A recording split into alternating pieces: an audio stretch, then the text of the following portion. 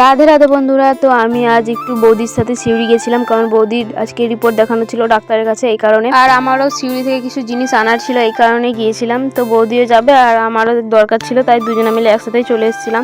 তো এসে এদিকে বৌদি রিপোর্ট দেখিয়ে নিয়েছে। তারপরে যাওয়ার টাইমে দেখছে এদিকে হনুমানজির পুজো চলছে, তাই এখানে খানিকক্ষণ দাঁড়ালাম। এরপরে আমি যেখানে জিনিস কিনবো তো সেখানে চলে যাচ্ছিলাম, বৌদিকেও নিয়ে যাচ্ছিলাম সাথে করে। তো যেই কারণে আমার সিউড়িতে আসা, তো গোপালের কটা জামা কেনার জন্য আমার সিউড়িতে আসা। তো অনেক দিন থেকে ভাবছিলাম যে গোপালের জন্য কটা জামা প্যান্ট কিনতে হবে, তো সেই কারণে চলে আসলাম। তো শুনেছিলাম সিউড়িতে একটা নতুন দোকান হয়েছে যেখানে গোপালের সব কিছুই পাওয়া যায়, তো সেই দোকানটাতে আমরা চলে এসেছিলাম।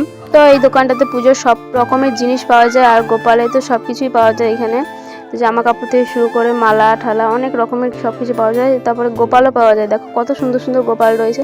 আমার মনে হচ্ছিল আমি নিয়ে আসি একটা বাড়িতে, কিন্তু অলরেডি আমার ঘরে দুটো গোপাল আছে, তা এখন আর আনবো না, কিন্তু আশা আছে পরে আনার। বড় দেখে একটা গোপাল আনার আমার খুব শখ। এদিকে গোপালের জন্য আমার জামা নেওয়া হয়ে গেছে। এরপর আমি এদিকে বিল পেমেন্ট করে নিলাম।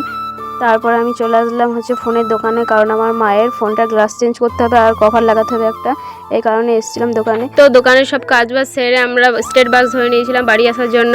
তো জানোই তো এখন স্টেট বাসগুলো ডুপ্লিকেট শক্তি করে দাঁড়ায়, তো ওইখানেই দাঁড়িয়েছিল 10 মিনিটের মতো। তারপর আমরা বাড়ি চলে আসলাম।